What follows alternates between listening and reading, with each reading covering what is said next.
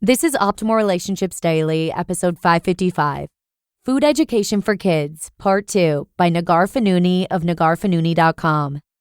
Happy Friday! I'm Joss Marie, and welcome back to my show.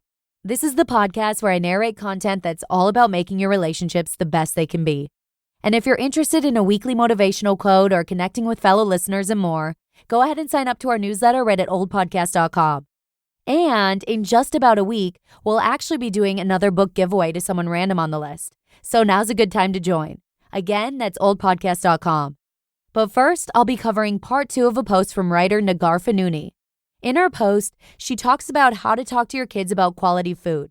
So if you're new here, you may want to check out yesterday's episode first to hear part 1. That's episode 554.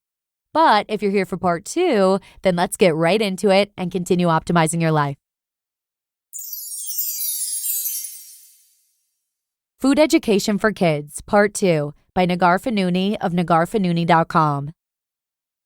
A continuation from Neghar talking to her son Isaac about food. In our home, it's a regular conversation. I refrain from telling him he cannot eat this or that, and I attempt to talk with him about food, where it comes from, and why it's important.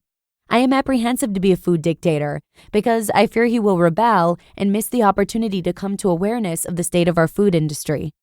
I want him to learn. I want him to appreciate food and have a healthy relationship with it on all accounts.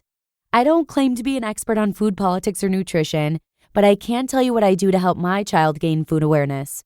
These might even be things you are doing already, and I would love to hear some of your strategies and suggestions as well. Have regular conversations about food.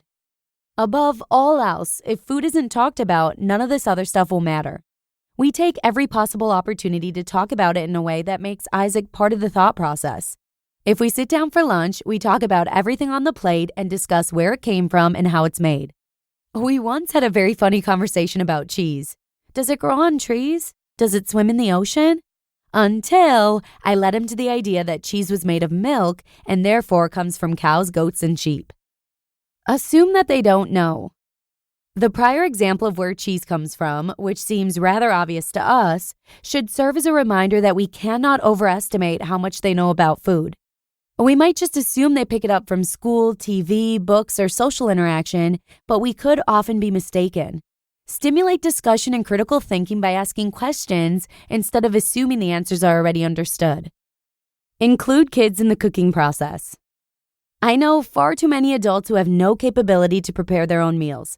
They just didn't end up this way. They were raised this way. When kids are involved in the cooking process, not only do they learn how to prepare the food itself, therefore ensuring their ability to care for themselves, they gain a deeper appreciation for meal preparation and a greater understanding towards whole foods and ingredients. There are several culinary schools and organizations that offer cooking classes for kids, and you can find one in your area simply by doing a web search. There is one school here in Baltimore that even offers before and after care and cooking summer camps. Involve kids in grocery shopping. No matter if you shop at the local superstore, Trader Joe's, Whole Foods, or your neighborhood health food store, there is much to be learned within the walls of a food market. Children should be encouraged to pick foods from the shelves and decide whether or not they meet the criteria of real food.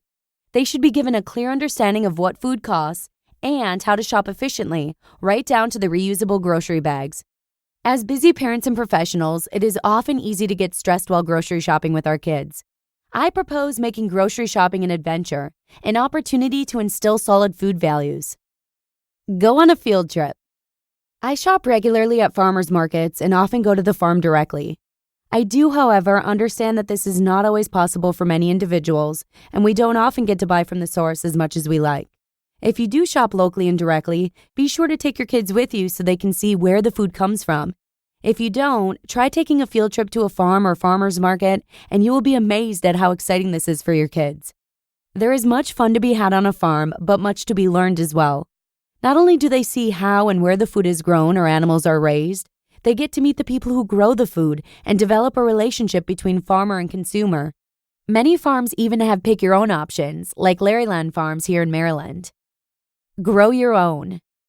In his best-selling book, In Defense of Food, Michael Pollan suggests, if you can, grow a garden. Obviously, this is not always possible, especially for those of us living in apartments or urban areas. However, there are several ways to grow an indoor garden, even on the smallest scale. It doesn't have to be a long-term project either. Perhaps just an experiment to teach your children how food is grown. My mom has a beautiful and expansive orchard at her home in Southern California, and Isaac had an absolute blast helping us pick fruits and vegetables.